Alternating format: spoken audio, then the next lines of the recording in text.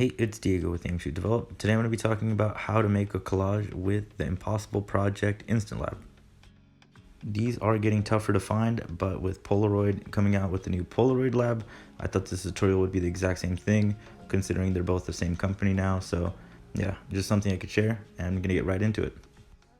First thing we need to get is an image that's worthwhile of making into a larger image using 4 Polaroids.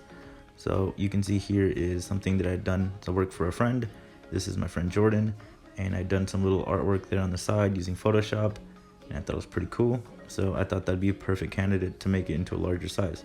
This image was taken professionally, so it is scalable and cropping will not be an issue. Next is establishing the lines of which will be which. So I opened it up in Illustrator, made some simple boxes using Shift and Hold, and just copied and pasted them. I did crop a little bit off the top, but I felt like it's still going to be what I want, pretty much just the face in the image. As you can see, I am using expired Impossible Project SX70 color film. It'll still work really good. I have another video talking about shooting expired film and how far you can push it. This is from a batch that I'm familiar with, so I should get some pretty good results. This Instant Lab is really straightforward, so you just go ahead. You can see me struggle. It's kind of tough to do these things one-handed, but basically what you do is you open up the little film door. It's actually in part of the door, so it is kind of tough even regardless. But you open it up there, you insert your film, and it won't eject automatically like a regular 600 box type or SX70. You have to hit the eject button and it comes out. There is an integrated frog tongue, which is pretty cool. So yeah, just have your images there ready to go. With the film loaded, I do recommend making sure that the dark slide on the back is actually pushed in. That will allow light to go in. That's how you etch the image in. And if it's pulled out, it will burn. I also recommend putting the cover on just in case. Alright, so we're getting on to the back end pretty much on the phone. So with the image pulled up, I went ahead and saved it, emailed it to myself. And what you want to do is open it up in the Impossible Project app. It'll give you the option to load it. So once it's loaded in, give it a second, it is a larger file. What you want to do is just isolate that one area. This part did give me a little bit of a hassle considering that it kind of wants to snap the image into place. So what you want to look for is not to get the white lines on the image, but you want to have it to where it's pulled out enough so you have the full square inside the lines. It does take some wiggling around to do, but patience is key, and spending time on the little details is what's going to make the image great towards the end. So definitely worthwhile taking your time. There's no rush on these things, so pretty much take your time and do it right.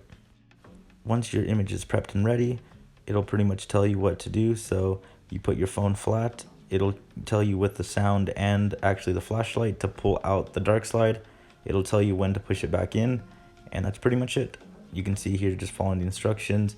It is a little bit troublesome. It does take, there's a learning curve, but once you get it, it's pretty simple. So before I eject it, I didn't put the cover in on this video, but I did on the rest of them. You hit the eject button and there's your image, frog tongue and all. There's some streaks on it, but overall it came out pretty cool. Then you pretty much have to repeat the process over again. This is a bit tedious, obviously, but if you do want to get that look, or you do want to get, an image that you really like blown up to a larger size, this is pretty much just a really cool glorified and larger. It does help me bring some of my artwork into a bigger medium. On what, not only do I love instant film, but I do like design and graphic design and just illustrations in general. So it does take a little bit of hassling to get it just right, as you can see here, but overall it's well worthwhile. And with the new Polaroid Lab coming out, I thought it'd be cool to make this little fun tutorial to show people what is possible with this new thing. And since availability will be back, you can pretty much grab one and try it out for yourself. Once the film was fully developed, this is how it turned out. It did come out a little bit darker than I expected it to. Some of the details of the lines came out and really popped, but in person it did come out a little bit lighter. You can still see some of the cool details. Obviously the camera's not picking it up that well, I feel like a scan would.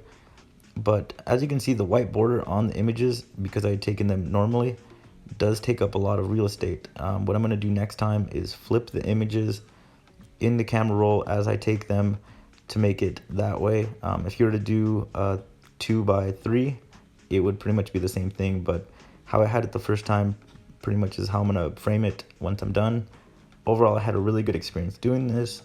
I'm probably going to go with a little bit lighter of an image or something not as ambient, but overall had a really good experience.